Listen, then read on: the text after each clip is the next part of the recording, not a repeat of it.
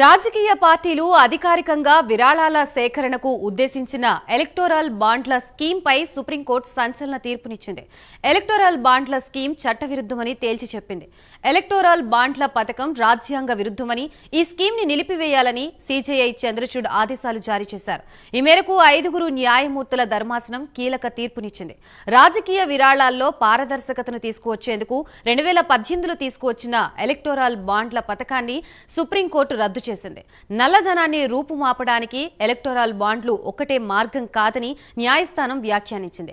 Electoral బాండ్లు విక్రయించరాదని court తీర్పునిచ్చింది.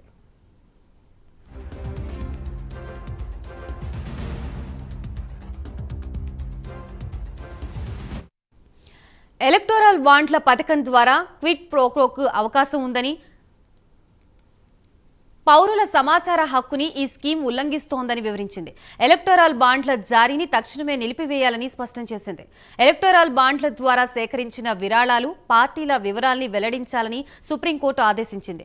రాజకీయ పార్టీలకు ఆర్థిక సహాయం 2 విధాలుగా ఉండొచ్చని కోర్టు అభిప్రాయపడింది. ఒక పార్టీకి మద్దతుగా అందించే విరాళాలు క్విడ్ ప్రోకోకు దారితీసే అవకాశం ఉందని కోర్టు అభిప్రాయపడింది. నల్లధనాన్ని అరికట్టేందుకు ఎలక్టోరల్ బాండ్ల పథకం ఒకటే మార్గం కాదని, ఇతర ప్రత్యామ్నాయాలు ఉన్నాయని రాజ్యాంగ ధర్మాసనం అభిప్రాయపడింది.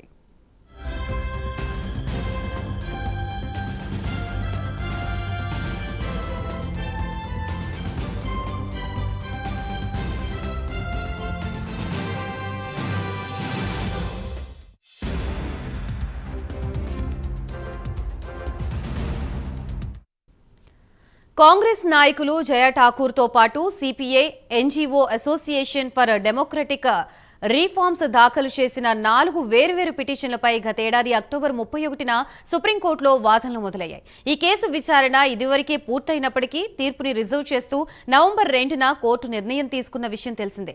కాగా ఎలక్టోరల్ బాండ్ల స్కీమ్ ని జనవరి 2, 2018న కేంద్ర ప్రభుత్వం నోటిఫై చేసింది. ఈ పథకం ద్వారా రాజకీయ పార్టీలు పారదర్శకత పద్ధతిలో నిధులు సేకరిస్తున్నాయి. పథకానికి సంబంధించిన రూల్స్ ప్రకారం ఏ భారత పౌరుడు లేదా స్థాపించబడిన సంస్థ ఎలక్టోరల్ బాండ్లని కొనుగోలు చేయవచ్చు. వ్యక్తిగతంగా లేదా కొంతమంది వ్యక్తుల సమూహం కలిసి ఎలక్టోరల్ బాండ్లని కొనుగోలు చేయవచ్చు.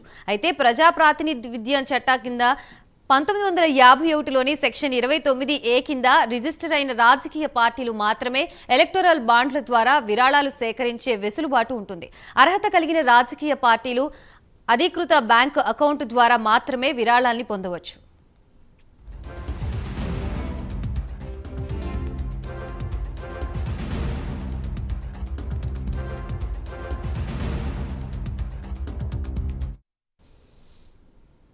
రంగారెడ్డి